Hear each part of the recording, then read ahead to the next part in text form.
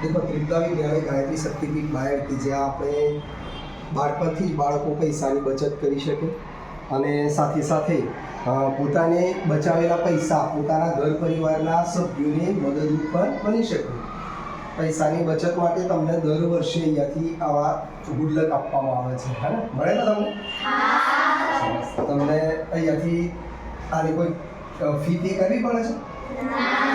હા, તો કેવી રીતે મળે છે? ખ્યાલ છે તમને? હા, કેવી રીતે મળે છે? 150 રૂપિયા. Very good. તો 150 રૂપિયા તમને મળે છે એ તમે ખોલીને જોયા તમારા? સરસ. તો દેખો એમાંથી એની રકમ જે છે એ તમારી પર્સનલ બચત છે. એને તમારે તમારા સાચો ઉપયોગ કરવાનો. માતા પિતાને જરૂરિયાત પ્રમાણે તમારી પોતાની કોઈ જરૂરિયાત હોય તો એને એના કરકસરપૂર્વક એનો ઉપયોગ કરવાનો અને પૈસાનો તમે સારી જગ્યાએ વાપરી શકો. કરો છો ને? તમારી સાથે મેં પણ એવું વિચાર્યું હતું કે ચલો ભાઈ આપણે પણ કંઈક કરીએ. તો દેખો એક ધર્મઘટ માટે એટલે અંશદાન. આમાં શું છે? અંશદાન ₹100 આવેલા પૈસા છે. અથવા કોઈ બાળકને મળ્યા હોય હા તો એ જે બાળકને મળે તેની ઓળખ ના થાય એટલે આની અંદર મૂકી દેતા હોય છે પ્રેમથી. અને સાથે આપણે 5-10 રૂપિયા મૂકતા હોઈએ છીએ કે જે આપણે ધર્મના કાર્ય સારા કાર્યમાં વપરાય. એવી જ રીતે મેં મારી પણ પર્સનલ બચત કરી છે. તમારી જેમ જ હું પણ આ વખતે એવું વિચારી લાવો ને હું મારી એક બચત કરું. આમ તો બચત કરવા માટે ઘણા બધા ઓપ્શન છે, તમે જાણો છો, તમને એ શીખવવામાં પણ આવે છે. આપણી અહીંયા સ્કૂલમાં ઉત્કર્ષ બેંક તીર્થદર્શન ચલાવે છે, ખબર છે? એની અંદર પણ દર વર્ષે 25,000 જેટલી રકમ જમા થઈ ગઈ. એમાંથી બાળકો પોતાની જરૂરિયાત મુજબ પૈસા લઈ જાય છે, એનો યુઝ કરે છે સારી જગ્યાએ. અને એના માટે એક પ્રોપર પાસબુક છે, ચેકબુક છે, બધું છે એ પ્રમાણે આપણે કામ ચાલે છે.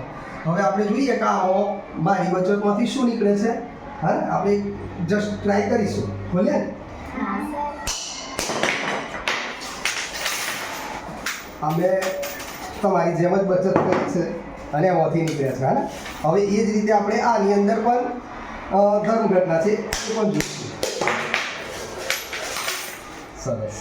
જો હવે સમજો આમાં મેં જોવાનું શું છે કે એકદમ નાની બચત છો મારી તો પણ તમને મોટી લાગી ને તો એવું જ હોય. આપણે ટીપે શું થાય? સરોવર ભરાય અને થોડા કરીને પૈસા. દેખો આ રકમ પણ મારા માટે ખૂબ ઇમ્પોર્ટન્ટ છે કારણ કે આપણા ધર્મની છે.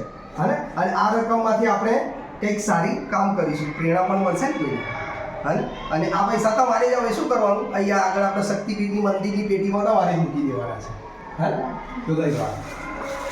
આ બધા તમારે લેવાના છે અને આને તમારે લઈ અને પછી તમારે જાતે આ બધા લઈ લો. પરચુરન જે કંઈ પણ છે એ બધા તમારે જાતે મૂકવાના. હા, બધા નીચે કંઈ હોય તો બસ